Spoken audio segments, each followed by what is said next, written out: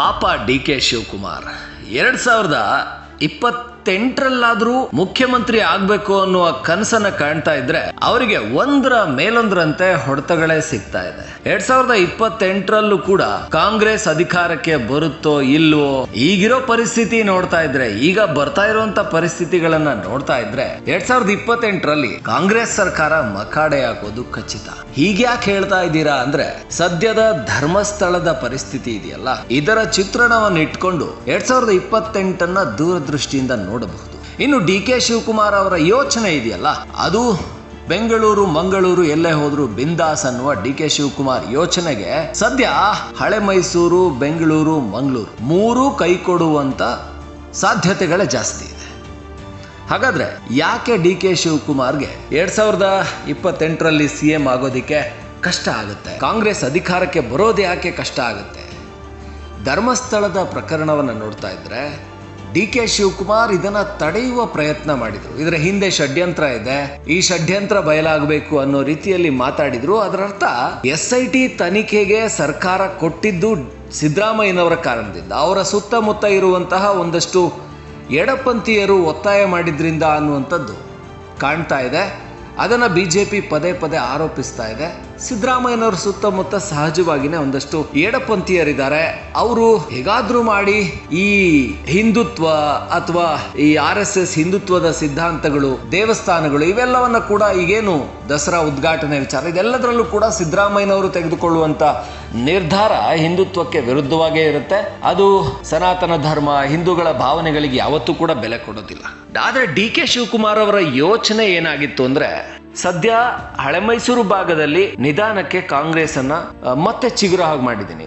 ಮಂಡ್ಯದಲ್ಲಿ 7 ಕ್ಷೇತ್ರಗಳು ಕಾಂಗ್ರೆಸ್ ಗೆದ್ದಿದೆ, KR ಪೇಟೆ ಒಂದನ್ಬಿಟ್ಟು. ಬೆಂಗಳೂರಿನಲ್ಲಿ ನಿಧಾನಕ್ಕೆ ಕಾಂಗ್ರೆಸ್ನ ಅಲೆಯನ್ನ ಜಾಸ್ತಿ ಮಾಡ್ಕೋತಾ ಇದ್ದೀನಿ.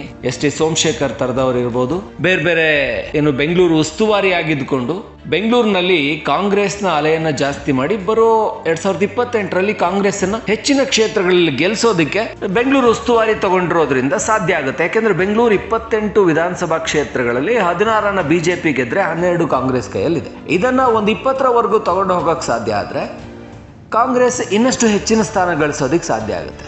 ಬೇರೆ ಕಡೆ ಕೆಲವು ಸ್ಥಾನಗಳು ಹೋದ್ರೂ ಕೂಡ ಎಲ್ಲಿ ತನ್ನ ಸ್ಟ್ರಾಂಗ್ ಹೋಲ್ಡ್ ಇದೆಯೋ, ಎಲ್ಲಿ ತನಗೆ ಹೆಚ್ಚಿನ ಶಕ್ತಿ ಇದೆಯೋ ಅಲ್ಲಿ ಹೆಚ್ಚಿನ ಸ್ಥಾನಗಳನ್ನ ಗೆಲ್ಸ್ಕೊಳ್ಬೇಕು.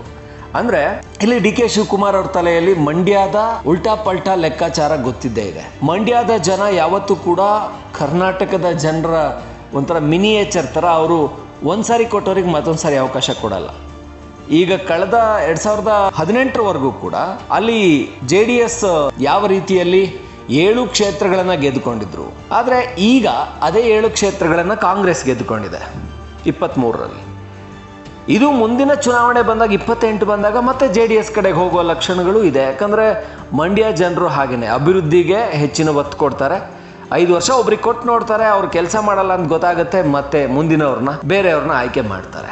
ಹೀಗಾಗಿ ಮಂಡ್ಯದಲ್ಲಿ BJP ಕೂಡ ನಿಧಾನಕ್ಕೆ ಅಸ್ತಿತ್ವಕ್ಕೆ ಬರ್ತಾ ಇದೆ. ಇನ್ನು JDS ಕೂಡ ಹೆಚ್ಚಿನ ಸ್ಥಾನ ಗಳಿಸುತ್ತೆ. ಈ ಮಂಡ್ಯ ರಾಮನಗರ ಭಾಗಗಳನ್ನ ಗ್ಯಾರಂಟಿ ಇಟ್ಕೊಳಕ್ ಆಗಲ್ಲ. ಅದಕ್ಕಾಗಿ ಇದರ ಬದಲಿಗೆ ಬೆಂಗಳೂರು ಮಂಗಳೂರನ್ನ ಗೆದ್ಕೊಳ್ಳೋಣ ಅಂತ ಡಿ.ಕೆ. ಶಿವಕುಮಾರ್ ಯೋಚನೆ ಮಾಡ್ತಾ ಇದ್ರು. ಪ್ರತಿ ವಿಧಾನಸಭಾ ಅಧಿವೇಶನ ಬಂದಾಗ ಮಂಗಳೂರು ಶಾಸಕರ ಬಗ್ಗೆ ಹೆಚ್ಚಿನ ಗಮನ ತಗೊಳ್ಳುವಂಥದ್ದು, ಮಂಗಳೂರಿಗೆ ಹೆಚ್ಚಿನ ಒತ್ತು ಕೊಡಬೇಕು. ಅಲ್ಲಿ 8 ಗಂಟೆ ಮೇಲೆ ಮಂಗಳೂರು ಆಕ್ಟಿವ್ ಆಗಿರೋಲ್ಲ, ಮಲಗ್ಬಿಡುತ್ತೆ. 2ನೇ ಹೈಯೆಸ್ಟ್ ಏನು ಆದಾಯವನ್ನು ಕೊಡುವಂತ ನಗರ ಬೆಂಗಳೂರು ನಂತರ ಕರ್ನಾಟಕದಲ್ಲಿ.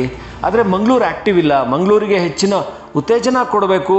ಮಂಗಳೂರಿನ ಏನು ಆ ಕರಾವಳಿ ಬೆಲ್ಟ್ ಏನಿದೆ, ಅಲ್ಲಿ ಹೆಚ್ಚಿನ ಬೀಚ್ಗಳಿಗೆ, ಇನ್ನು ಪ್ರವಾಸೋದ್ಯಮಕ್ಕೆ ಹೆಚ್ಚಿನ ಉತ್ತೇಜನ ಕೊಡಬೇಕು. ಇದೆಲ್ಲ ಪ್ರಯತ್ನಗಳನ್ನ ಮಾಡ್ತಾ ಇದ್ರು. ಆದರೆ ಒಂದು ಧರ್ಮಸ್ಥಳ ಮತ್ತೊಮ್ಮೆ ಹಿಂದುತ್ವದ ಭದ್ರಕೋಟೆಯಲ್ಲಿ ಕಾಂಗ್ರೆಸ್ ಕಾಲಿಡಿದು ಇರೋ ಹಾಗೆ ಮಾಡ್ತಾ ಇದೆ. ಅಂದ್ರೆ ಮತ್ತೊಮ್ಮೆ ಆಕ್ಟಿವ್ ಆಗಿದ್ದಾರೆ. ಎಲ್ಲ ಏನು ಧರ್ಮಸ್ಥಳದ ಘಟನೆಯ ನಂತರ ಕಾಂಗ್ರೆಸ್ ಸರ್ಕಾರ ಬಂದ್ರೆ ಸಾಕು, ಇದು ಹಿಂದುತ್ವದ ಮೇಲೆ ದಾಳಿ, ಹಿಂದೂಗಳ ಭಾವನೆಗಳ ಮೇಲೆ ದಾಳಿ ಆಗುತ್ತೆ ಅಂತ ಕರಾವಳಿ ಜನ ಎಚ್ಚೆತ್ಕೊಂಡಿದ್ದಾರೆ. ಹಾಗಾಗಿ ಯಾವ ಡಿ.ಕೆ. ಶಿವಕುಮಾರ್ ಪ್ಲಾನ್ ಹಾಕೋತಾ ಇದ್ರು, ಪುತ್ತೂರಲ್ಲಿ ಅಶೋಕ್ ಕುಮಾರ್ ರೈ ಇದ್ದಾರೆ, ಆಮೇಲೆ ಖಾದರ್ ಮಂಗಳೂರಿನಲ್ಲಿದ್ದಾರೆ, ಜೊತೆಗೆ ಇನ್ನೊಂದು 4-5 ಸ್ಥಾನಗಳನ್ನ ಗೆದ್ದು ಬಿಡೋಣ ಮಂಗಳೂರಲ್ಲಿ, ಬೇರೆ ಕಡೆ ಹೋಗೋ ಒಂದಷ್ಟು ಸ್ಥಾನಗಳು ಮಂಡ್ಯದಲ್ಲೋ ಅಥವಾ ತುಮಕೂರಲ್ಲೋ ಬೇರೆ ಕಡೆ ಹೋಗುವಂತ JDS BJP ಹೋಗುವಂತ ಸ್ಥಾನಗಳನ್ನು ಇಲ್ಲಿ ಬ್ಯಾಲೆನ್ಸ್ ಮಾಡ್ಕೊಳ್ಳೋಣ, ಮತ್ತೆ 135 140 ಬಂದ್ರೆ ಆರಾಮಾಗಿ CM ಆಗ್ಬೋದು ಅಂತ DK ಕ್ಯಾಲ್ಕುಲೇಷನ್ ನಡೀತಾ ಇತ್ತು. ಆದ್ರೆ ಈ ಕ್ಯಾಲ್ಕುಲೇಷನ್ಗೆ ಸಿದ್ದರಾಮಯ್ಯ ಅಂಡ್ ಟೀಮೇ ಉಲ್ಟಾ ಹೊಡಿತಾ ಇದೆ. ನಮ್ಗೇನಾಗಬೇಕು, ನಮ್ದು ಈ 5 ವರ್ಷದ ಟರ್ಮ್ ಕಂಪ್ಲೀಟ್ ಆದ್ರೆ ಆಯ್ತು, ಸಿದ್ದರಾಮಯ್ಯನವರು ನನ್ಗಿಷ್ಟೇ, ನನ್ಗೆ ಅಲ್ಪಸಂಖ್ಯಾತರನ್ನ ಚೆನ್ನಾಗಿ ಇಟ್ಕೋಬೇಕು, ಯಾಕಂದ್ರೆ ಅವ್ರು ನನಗೆ ಮತ ಕೊಟ್ಟು ಗೆಲ್ಸಿದ್ದಾರೆ. ಹಾಗೆ ಏನು SC ST ಈ ವರ್ಗನೂ ಕೂಡ ಚೆನ್ನಾಗಿ ಇಟ್ಕೋಬೇಕು, ಅವರಿಗೆ ಏನು ಮೀಸಲಾತಿ ಕೊಡುವಂಥದ್ದಾಗ್ಬೋದು. ಇದೆಲ್ಲ ಸಿದ್ದರಾಮಯ್ಯನವರು ತಮಗೇನ್ ಬೇಕೋ ಅದನ್ನ ಮಾಡ್ಕೋತಾ ಇದ್ದಾರೆ. ಆದ್ರೆ ಅದ್ರ ಜೊತೆಗೇನೆ DK ಶಿವಕುಮಾರ್ ಅವ್ರು ತನಗೇನ್ ಬೇಕು ಅದನ್ನ ಮಾಡ್ಕೊಳ್ಳೋಣ ಅಂದ್ರೆ ಅದಕ್ಕೆ ಅಡ್ಡಗಾಲ ಆಗ್ತಾ ಇದ್ದಾರೆ. ಅದು ದಸರಾ ಉದ್ಘಾಟನೆ ಇರ್ಬೋದು, ಅಲ್ಲಿ ಒನ್ಸ್ ಅಗೇನ್ ಮತ್ತೆ ಬಿಜೆಪಿಗೆ ಹಳೆ ಮೈಸೂರು ಭಾಗದಲ್ಲಿ ಹಿಂದೂಗಳ ಭಾವನೆಗಳನ್ನ ಕೆರಳಿಸ್ತಾ ಇದ್ದೀರಾ, ಹಿಂದೂಗಳ ಭಾವನೆಗಳಿಗೆ ಬೆಲೆ ಇಲ್ವಾ ಅನ್ನೋ ಒಂದು ಬಿಜೆಪಿಯ ಪ್ರತಿಭಟನೆಗೆ ಮೈಸೂರು, ಮಂಡ್ಯ, ಇನ್ನ ಧರ್ಮಸ್ಥಳ ಪ್ರಕರಣದಲ್ಲಿ ಈ ಒಂದು ಕರಾವಳಿ ಭಾಗ, ಇದೆಲ್ಲ ಕೂಡ ಮತ್ತೊಮ್ಮೆ ಬಿಜೆಪಿಯ ಏನು ಆ ಒಂದು ಹೆಚ್ಚಿನ ಉತ್ತೇಜನಕ್ಕೆ ಒಳಗಾಗ್ತಾ ಇದೆ. ಕಾಂಗ್ರೆಸ್ ಇದನ್ನ ಕಡೆಗಣಿಸ್ತಾ ಇದೆ. ಸಿದ್ದರಾಮಯ್ಯನವ್ರ ನಿರ್ಧಾರಗಳು ಹೀಗೆ ಮಾಡ್ತಾ ಇದ್ದಾರೆ. ಇದರಿಂದ DK ಶಿವಕುಮಾರ್ ಏನೇನೆಲ್ಲ ಪ್ಲಾನ್ ಹಾಕೊಂಡಿದ್ರು ಎಲ್ಲ ಉಲ್ಟಾ ಹೊಡಿತಾ ಇದೆ. ಈಗ ಏನ್ ಮಾಡ್ಬೇಕು, ಅದೇ DK ಶಿವಕುಮಾರ್ ಅವರ ತಲೆಯಲ್ಲಿ ಓಡ್ತಾ ಇರುವಂತದ್ದು. ಅತ್ಲಾಗಿ ಪೈಪೋಟಿಗೆ ಬಿದ್ದು ಈ ಅಕ್ಟೋಬರ್ ನವೆಂಬರ್ ಅಲ್ಲಿ 2.5